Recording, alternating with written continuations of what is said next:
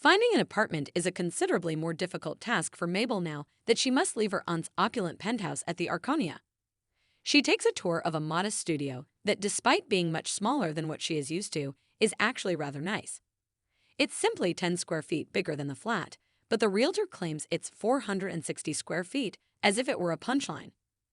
We hear a voiceover from a well-known character, Tina Fey's Cinda Canning, as Mabel tours this flat, and dismisses a call from an unknown number.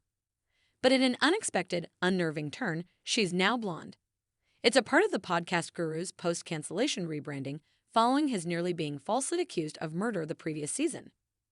With a jade vaginal egg and all, she was now parodying Gwyneth Paltrow in the Zen tradition of wellness and self-care. Speaking of moving, Andrea Martin, who portrays Charles's fiancée Joy and continues this show's love affair with actresses named Martin, has moved in with him.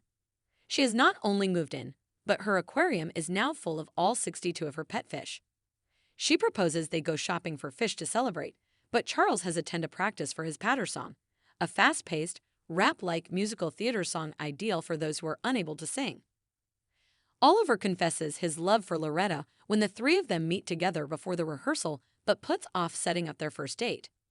In the meantime, Mabel brings them back on topic by advising them to visit the theater and search for proof that their most recent suspect, Kimber, poisoned Ben.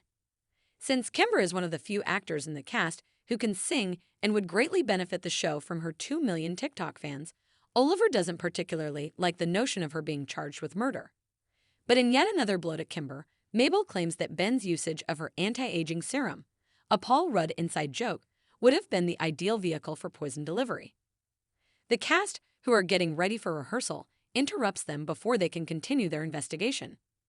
Charles is called to the stage first and hesitantly stands up to perform his patter song, in which his character questions 3 infants as part of a murder investigation. He spirals midway through the song and all of a sudden finds himself in a calm, sterile, all-white area. He is sitting in one of the bassinets when he suddenly awakens with his pants off, and the cast is in disbelief. I have no idea what transpired. Before being informed that he went to the White Room, Charles recalls, my mind just went blank and I crossed over into this other dimension. Finding your happy spot is the key to preventing the phenomenon that reportedly occurs in theater when you blank out on stage, according to his fellow actors. Back on the topic they were discussing prior to Charles' collapse, Mabel advises them to enter the theater so they may check Ben's serum for toxins.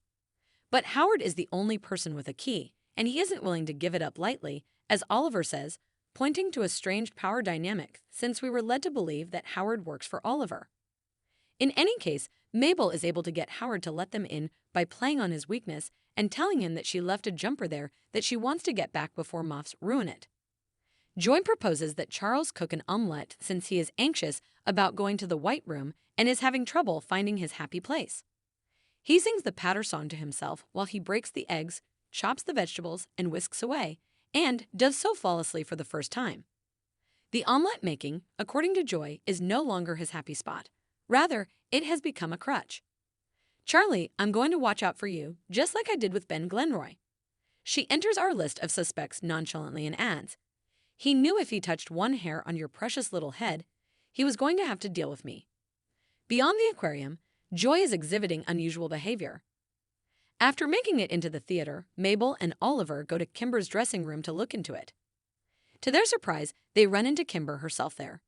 She says that she discreetly duplicated Howard's key and operates her beauty enterprise out of the theater.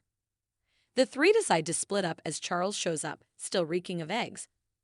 Mabel tries to engage Kimber in conversation by posing the question of her cosmetics business to her, while Charles and Oliver attempt to enter Ben's changing room. As Mabel struggles with her own lack of direction, Kimber's remarks about having to hustle in every manner possible to succeed in New York appear to make her feel self-conscious. She mentions the rumors of a showmance between Kimber and Ben and expresses her admiration for how she has managed to balance everything. It's a frequent misconception, Kimber adds, but she stresses that what she really wanted was a product endorsement rather than sex. She regrets selling his opening night gift on eBay because he made a commitment to assist her but abruptly backed out. She describes to Mabel how hard Ben can be on himself, mentioning in particular how on opening night he was freaking out about a red mark on his face and calling in someone to assist hide it.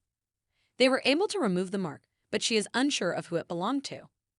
What exactly was that red mark? Who then arrived to mend it? Charles and Oliver make a similar discovery in Ben's dressing room when they notice the words pig written in red lipstick next to a drawing of a pig on the mirror. They either have a fresh clue or a queen who was ousted from Drag Race had been there. Even though the graffiti is sinister, it still confirms my hypothesis that the object of Ben's argument on Tobert's video was actually a platter of cookies. It's reasonable to assume that he wrote the statement while gazing in the mirror after indulging in the cookies and abandoning his diet. Among Us who? But even in that scenario, there's still a mystery. Why would there be lipstick in his changing area? The two leave Mabel to handle things on her own because Oliver is focused on the show. The key here is to find a murderer that won't cost me the Tony. And Charles is receiving a text from his new flatmate. Before receiving yet another message from the unidentified number that has been contacting her during the entire episode, she wraps the red lipstick in a tissue and places it in the pocket of her white coat, acting like some kind of fearless maniac with access to free dry cleaning. It turns out to be Cinda Canning when she finally decides to meet this individual. We discovered that her goop-like makeover was an act, and she has been passing the time until she can do what she truly enjoys: murder. She has been contacting Mabel to suggest that the two of them collaborate on a new true crime project called The Bloody Mabel Show, which is being produced by Cinda Canning. Mabel claims that she already has partners, but Cinda slaps her in the face by saying that they are too preoccupied with their show and will leave Mabel behind. Additionally, Cinda is providing Mabel with a consistent wage, which she needs to pay her rent now that she is moving out of the Arconia. Mabel, however, is unwavering and insists that she doesn't require a comeback because she is preoccupied with the Ben Glenroy case. An envious Cinda tells Mabel that if she has the appropriate partner, she can solve the crimes. "You lucky bitch, it's like these murders just fall into your lap," Cinda adds. Even if Oliver and Charles have flaws, a devoted Mabel claims that they are her friends. Cinda makes Mabel an offer in a desperate attempt, then increases it by a few zeros. And even while it makes Mabel hesitate, she ultimately declines Cinda after what appears to be some thought. Charles is prepared to proudly display his newly mastered patter song when he returns to the rehearsal space. With the exception of miming preparing an omelette while performing, he executes it flawlessly. After Oliver orders him to halt and tells him to perform it with his hands behind his back, Charles again fumbles, and Oliver sends us back to the White Room.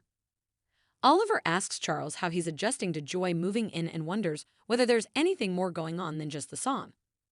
Charles claims it has been difficult, but he wants to be able to accept a woman and her 62 fish into his house.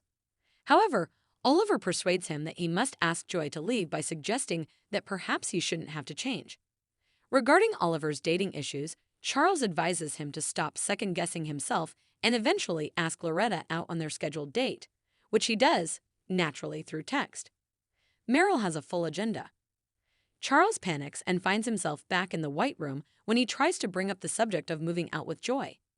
He is kneeling down in front of Joy when the blackout ends, and she is joyfully accepting his marriage proposal.